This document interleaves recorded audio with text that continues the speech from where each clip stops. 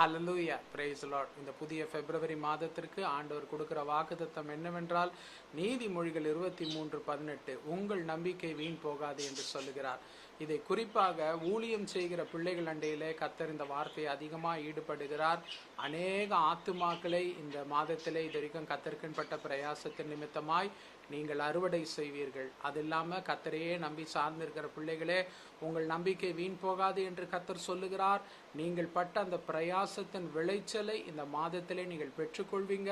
உங்கள் பிள்ளைகளுக்காக அநேக வருடங்கள் ஜெபித்திருந்தா இந்த மாதத்திலே கர்த்தர் அவர்கள் வாழ்க்கையில செய்கிற ஒரு பெரிய மாற்றத்தை திருப்பத்தை பார்ப்பீங்க.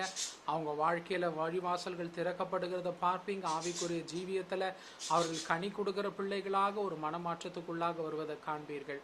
எல்லாவற்றிலும் கர்த்தர் சொல்லுகிற ஒரு வார்த்தை, ஊழியம் செய்கிற பிள்ளைகளுக்கு குறிப்பாய் ஆண்டவர் சொல்லுகிறார், நீங்கள் பட்ட பிரயாசத்திற்கு கர்த்தர் பலன் அளிக்கிற மாதமா இந்த பிப்ரவரி மாதம்